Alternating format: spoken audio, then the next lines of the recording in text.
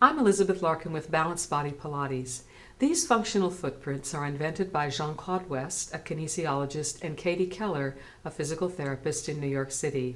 The purpose of the functional footprints is to teach dancers how to use their external rotation or their turnout from the hip joints more effectively. The functional footprints are beneficial tools for every single one of our clients to improve the ability to balance around their central axis and to align the pelvis at the optimal position on the femur heads. Here's how to use these functional footprints.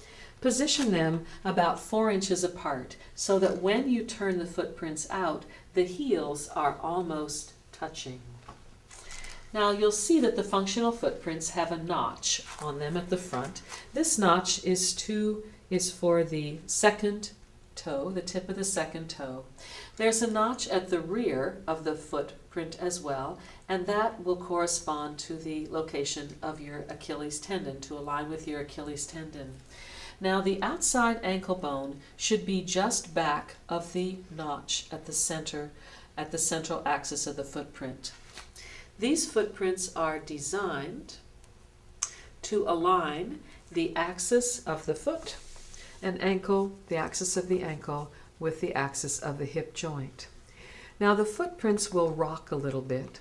You'll feel that when you shift your weight forward, and the forefoot of the footprint will come down onto the base, and then you can rock your weight back.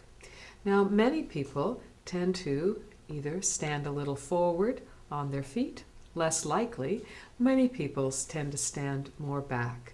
So your first exercise on these footprints, is to close your eyes and rock forward and back until you feel yourself balanced, floating, neither standing onto your heels nor onto your forefoot, but at the center of your foot.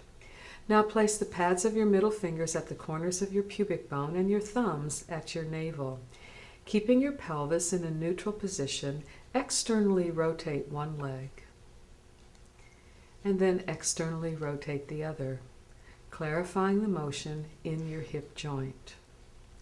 Now externally rotate both legs.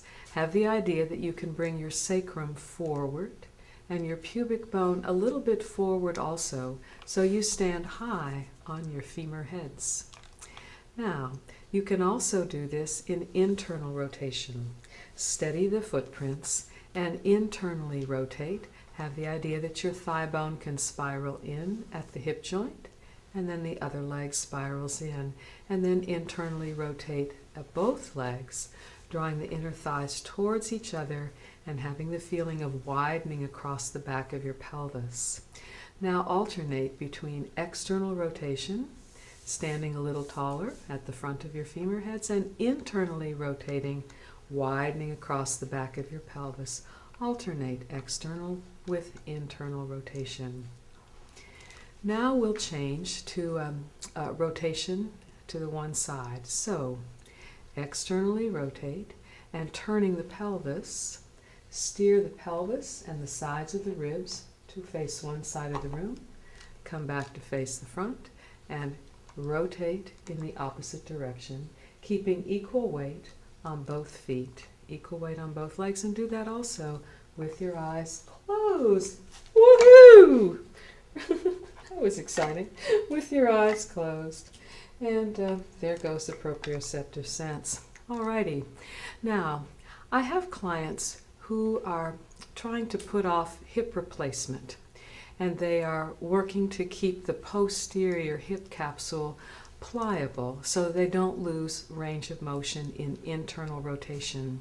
For that, I separate the footprints a little bit, making a staggered stance. And then